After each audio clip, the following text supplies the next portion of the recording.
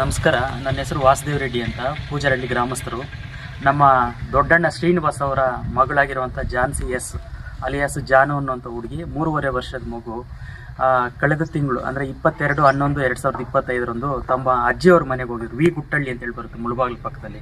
ಅವ್ರ ಮನೆ ಗೃಹ ಪ್ರವೇಶ ಆಗ್ತಾಯಿತ್ತು.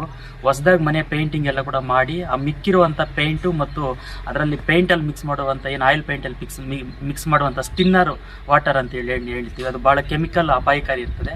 ಅದನ್ನು ಅವ್ರು ಇಟ್ಟಂಥವ್ರು ಈ ಸಣ್ಣ ಮಗು ಆಟ ಆಡ್ಕೊಂಡು ಹೋಗಿ ಆಕಸ್ಮಿಕವಾಗಿ ಅದು ನೀರು ಅಂತೇಳಿ ಭಾವಿಸ್ಬಿಟ್ಟು ಅದನ್ನು ಕುಡಿದಿದ್ಲು. ಅದಾದ ನಂತರದಲ್ಲಿ ಇಮಿಡಿಯೇಟ್ಲಿ ನಾವು ಮುಳಬಾಲ್ ಸರ್ಕಾರಿ ಆಸ್ಪತ್ರೆ ಮತ್ತು SNR ಅಲ್ಲಿ ಕೂಡ 1 ವಾರಗಳ ಕಾಲ ಅಡ್ಮಿಟ್ ಮಾಡಿದ್ವಿ. ಎಲ್ಲ ಕ್ಯೂರ್ ಆಗಿದೆ ಅಂತ ಹೇಳ್ಬಿಟ್ಟು ಮತ್ತೆ ಮನೆಗೆ ಕಳಿಸಿದ್ರು. ಮತ್ತು ಚೆನ್ನಾಗಿ ಆಟ ಆಡ್ಕೊಂಡೆಲ್ಲ ಮನೆ ಇತ್ತು.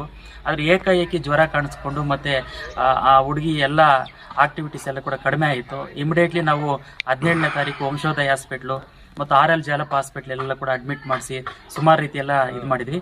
ಅದೇ ಆದ ನಂತರದಲ್ಲಿ ಕಿಡ್ನಿ ಫೇಲ್ಯೂರ್ ಆಗಿದೆ ಅಂತ ಹೇಳ್ಬಿಟ್ಟು ಡಾಕ್ಟರ್ಗಳು ಇಲ್ಲಿ ಆಗಲ್ಲ ಅಂತ ಹೇಳ್ಬಿಟ್ಟು ಮತ್ತೆ ಬೆಂಗಳೂರಿಗೆ ಇದು ಮಾಡಿದ್ರು.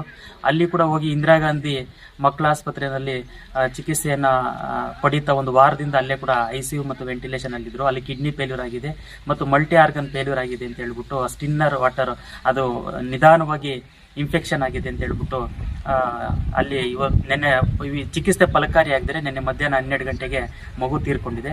ಇವರ ತಂದೆ ತಾಯಿಯನ್ನು ಕೂಡ ವ್ಯವಸಾಯ ಮಾಡುವಂಥ ಕೃಷಿ ಕೂಲಿ ಕಾರ್ಮಿಕರ ಕುಟುಂಬ, ಸ್ವಂತ ಮನೆಯೂ ಕೂಡ ಯಾವುದು ಕೂಡ ಇಲ್ಲ. ಆದರೆ ಈ ಮಕ್ಕಳನ್ನ ಈ ಥರದಲ್ಲಿ ಒಂದು ಅಜಾಗೃತಿಯಾಗಿ ಬಿಟ್ಟಂಥ ಸಂದರ್ಭದಲ್ಲಿ ಅದು ನೀರು ಅಂತೇಳಿ ಭಾವಿಸಿ ಈ ಥರ ಇದನ್ನು ಮಾಡಿದೆ. ದಯಮಾಡಿ ಕೈ ಮುಗಿದು ಕೇಳ್ಕೊಳ್ಳೋದೇನೆಂದರೆ ಈ ಥರದ ಮಕ್ಕಳನ್ನು ಈ ಥರ ವಸ್ತುಗಳು ಅಪಾಯಕಾರಿ ವಸ್ತುಗಳು ಮಕ್ಕಳ ಕೈಗೆ ಸಿಗದಂಗೆ ಎಲ್ಲ ಪೋಷಕರು ಕೂಡ ಎಚ್ಚರಿಕೆಯನ್ನು ವಹಿಸಬೇಕು. ಮತ್ತು ಆ ಥರ ಸ್ಟಿನ್ನರ್ ವಾಟರ್ ಏನಿದೆ ಅದನ್ನು ಮ್ಯಾನುಫ್ಯಾಕ್ಚರ್ ಮಾಡುವಂಥ ಕಂಪನಿಗಳು ಕೂಡ ಅದು ಅಪಾಯಕಾರಿ ಅನ್ನುವಂಥದ್ದು ಗೊತ್ತಾಗಬೇಕು ಅಂತಂದರೆ ಅದರ ವಿನ್ಯಾಸವನ್ನಾದರೆ ಅದನ್ನು ಪ್ಯಾಕೇಜ್ ಮಾಡಿ ಕೊಡುವಂಥದ್ದು ಮಾಮೂಲಿ ವಾಟರ್ ಬಾಟಲ್ ಥರ ಕೊಟ್ಬಿಟ್ರೆ ಅದು ಕಷ್ಟ ಆಗ್ತದೆ. ಇಂಥವೆಲ್ಲ ಮಕ್ಕಳ ಕೈಗೆ ಸಿಗಬಾರ್ದು. ಅದಕ್ಕೆ ಸರ್ಕಾರ ಕೂಡ ಸೂಕ್ತ ಕ್ರಮ ಕೈಗೊಳ್ಳಬೇಕು ಅಂತ ನಾನು ವಿನಂತಿ ಮಾಡ್ತಾ ಇದ್ದೀನಿ ಸರ್. ಅವ್ರ ತಂದೆ ತಾಯಿಗೆ ಮೊದಲು ಒಂದು ಗಂಡು ಮಗು ಇದೆ, ಇದು 2ನೇ ಮಗು, ಒಂದೇ ಹೆಣ್ಣು ಮಗು ಸರ್. ಎಲ್ಲ ಕೂಡ ಕೃಷಿ ಕೂಲಿ ಕಾಲು ಮಾಡಿಕೊಂಡು ಸೀಮೆ ಹಸು ಮೇಯಿಸ್ಕೊಂಡು ಹಾಲು ಹಾಕೊಂಡು ಜೀವನ ಮಾಡುವಂಥದ್ದು ಭಾಳ ಕಡು ಬಡತನದಲ್ಲಿರುವಂಥ ಕುಟುಂಬ ಸರ್. 3.5 ವರ್ಷದ ಮಗು ಅಂಗನವಾಡಿಗೆ ಹೋಗಿ